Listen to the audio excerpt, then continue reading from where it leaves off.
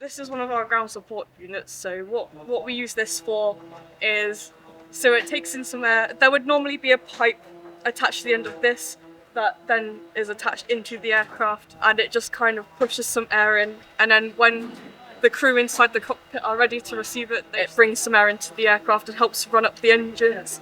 What's the process for starting this engine? So most of it's already been done, but first things first, there's a switch down here to turn on the batteries so that we have electrical power. And then on the other side, when this is closed, it would normally be pointing upwards, but it's open at the moment so that we've got fuel flow going into the engine. And then after that, we just kind of wait for the signal to start up, and then we would turn this switch over here from off to start, and then it just fires it up. And then after that, if it was attached to the aircraft, we would just wait until the crew inside takes the air on.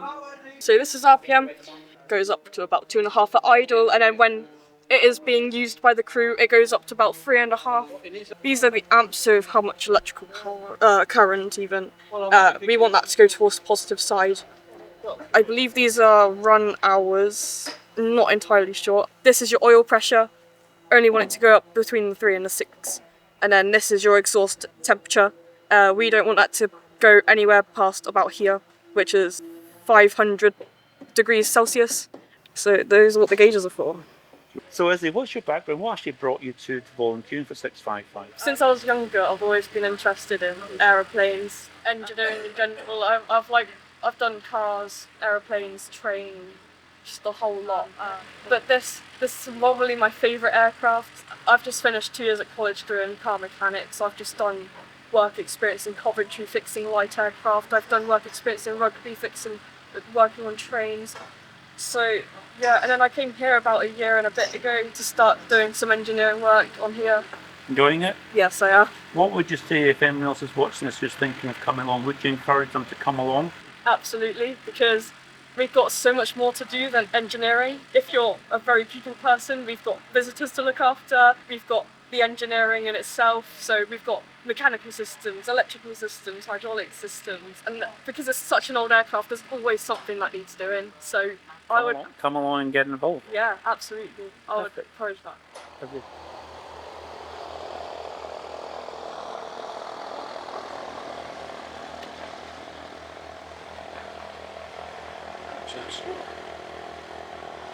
What's going on here? Yeah. Hang on, something's not right here.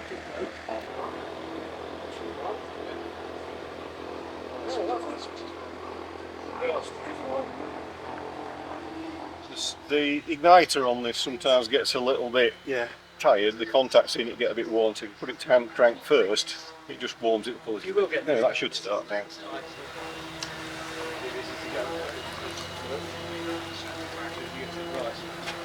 Get some pack.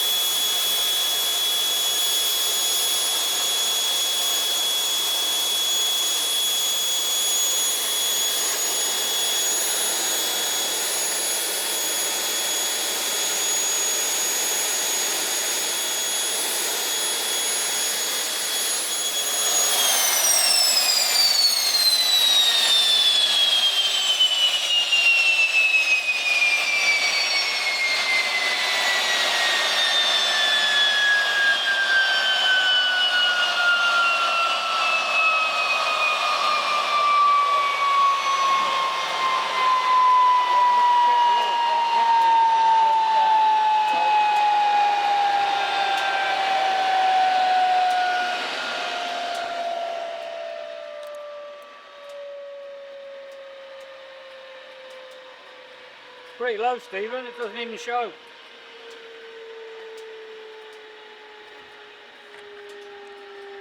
Drains down fairly quick. That's okay. Yeah, you're happy with that? End, yeah. Okay. And it's falls here, Yeah. but the main shaft bit seals have gone on this. So Right. if you fill it up to its full point, it dribbles out on the floor. But I know if there's enough, if it's on the end of the dipstick, there's plenty to run. Enough in there. So yeah. Okay. Cranky. I thought you cut yourself there. I thought you'd been stabbed. No on your shirt. Oh, no. Shot. Yeah. Yes. Shark.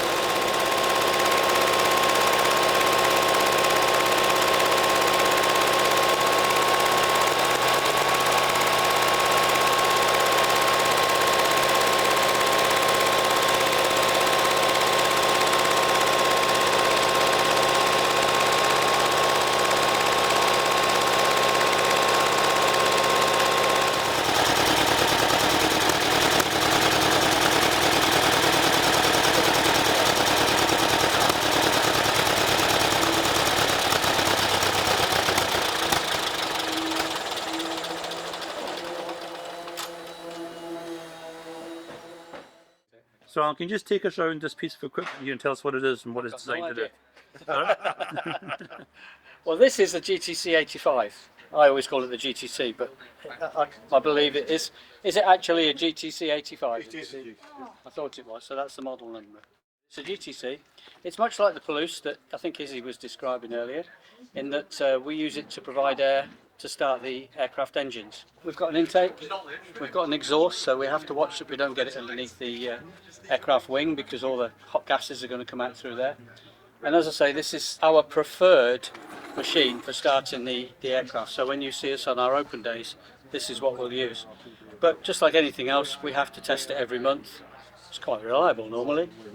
This was actually mounted in a Volkswagen van at one point, but the guys before I ever came here got rid of the Volkswagen van because they spent more time trying to keep the Volkswagen van running than they did the GTC. So the GTC was mounted on this trailer and we use it for starting the aircraft. You mentioned that this engine is from a C-130? Oh, well, my knowledge of it, my history with it, is that I used to work on C-130s, and there's one of these built into the wheel well of every C-130.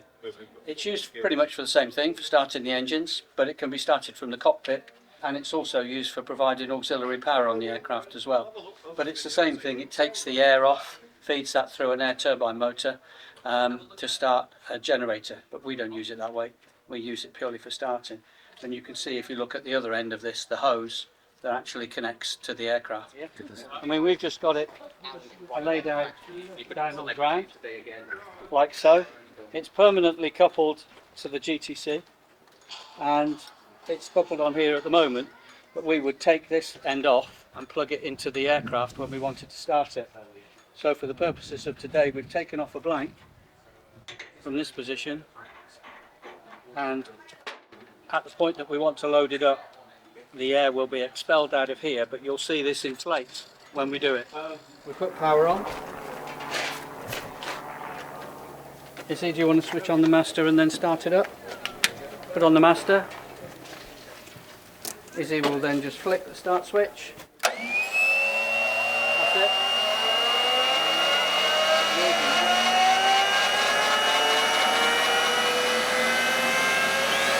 Steering